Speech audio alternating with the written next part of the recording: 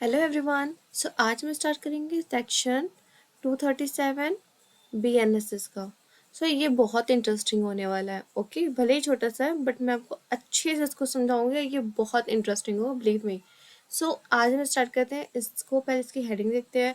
Word in charge take in the sense और law under which offence is punishable. Okay, तो मैं आपको पहले इसकी कहानी बताती हूँ, आखिर ओवरऑल इसमें है क्या।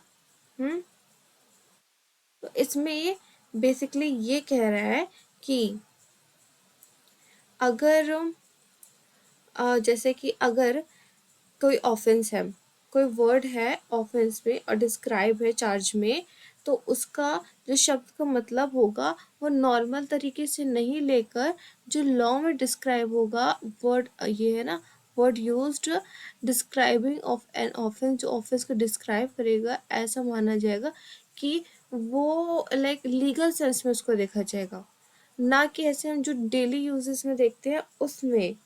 ठीक है, अब इसमें हम जैसे बहुत सारी चीज़ें कह सकते हैं, यानी कि अगर किसी ऑफेंस को डिस्क्राइब करने के लिए कोई शब्द का यूज़ किया गया है, कोई वर्ड का यूज़ किया गया है, तो उसकी मीनिंग वही होगी जो कि एक लॉ के अकॉर्डिंग डिफाइंड है, जो कि बीएनएस में, सीआईपीसी में, इसमें भारत में डिफाइंड है। उसके अकॉर्डिंग हम मीनिंग लेंगे इसकी। ठीक है, अब आप सोचेंगे ऐसे कौन से वर्ड हैं, जनरली लोगों को नहीं पता होता है, तो मैं आपको पहले इसको बताती हूँ इसका पर्पस क्या है। इस सेक्शन का पर्पस ये है, अवॉइड मिस इंटरप्रिटेशन। ओके, इस धारा का मकसद सिर्फ इतना सा है, किसी भी गलत मतलब या निकाला जाए। जैसे कि एक्यूज को सही जानकारी का पता ही ना चले तो वो डिफेंस कैसे लेगा।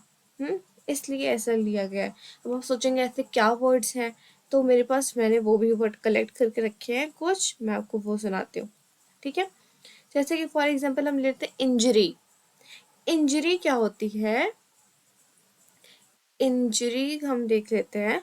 ये इंजरी में होता है, हम चोट जहाँ पे लगती है हम उसको इंजरी कहते हैं। ठीक है, इंजरी में ये देखिए, ये है हमारी इंजरी। तो अगर चोट लगती है तो हम इसको कहते हैं हमें चोट लग गई इंजरी। बट अगर लीगल सेंस में अगर आप देखें, इंजरी का मतलब होता है तो body injury to body, mind, reputation और प्रॉपर्टी को अगर ऐसा कोई नुकसान पहुंचाता है तो उसे हम इंजरी कहते हैं। इसमें हम इस सेंस में कहते हैं। फिर हम कहते हैं बहुत ही ऐसे बहुत ही हम मैं कॉमन कॉमन से वर्ड ला रही हूँ ताकि आप लोगों को समझ में आए। मर्डर।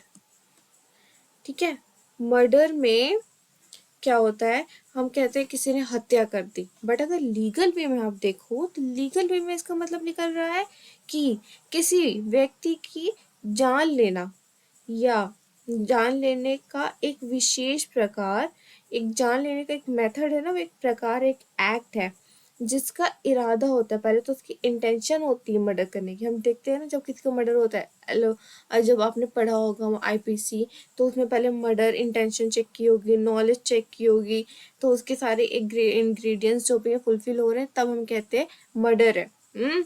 तो उसकी नॉलेज जो होगी चेक, तब हम कहेंगे यहाँ पे मर्डर है।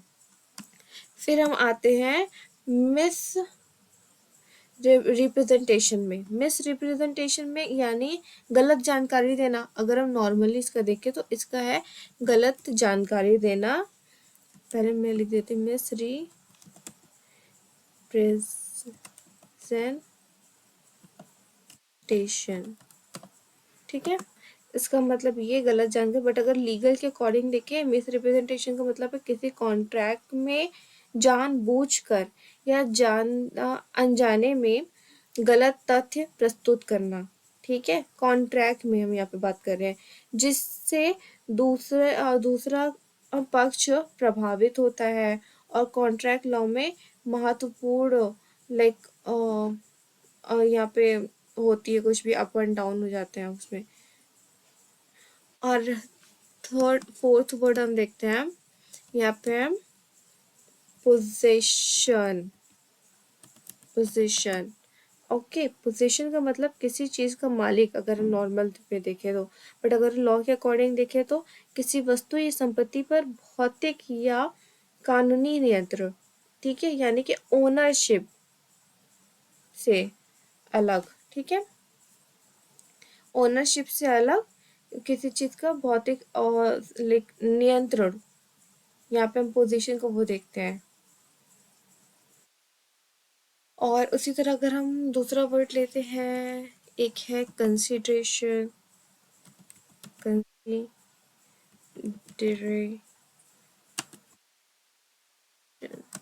कंसिडरेशन। तो कंसिडरेशन अगर हम नॉर्मली देखें तो सोचना या विचार करना। बट अगर हम इसको लीगल वे में देखें तो किसी कॉन्ट्रैक्ट में दिया गया या लिया गया मूल्य, BNSS, ठीक है, लाइक BNSS में कॉन्ट्रैक्ट, BNS में कॉन्ट्रैक्ट में जो भी होता है वो, कॉन्ट्रैक्ट एक्ट आप देख लो, तो वहाँ पे कंसिडरेशन का मतलब क्या दिया गया है उसके अकॉर्डिंग हम देखेंगे। बेसिकली ये सारी चीज़ें होती हैं, सोचना विचारना नहीं होता है हमारे लॉ में, उसका अलग मतलब आता है, ठीक है। आई होप आपको इतना समझ में आया। मैंने बहुत ही इजी में बताया है, बहुत ही अच्छे से एक्सप्लेन किया है। मैं लैंग्वेज इस वजह से नहीं पढ़ रही हूँ क्योंकि मैं आपको एक्सप्लेन करती हूँ, लाइन लैंग्वेज ही तो है, आप खुद ही पढ़ सकते हैं आराम से घर पर।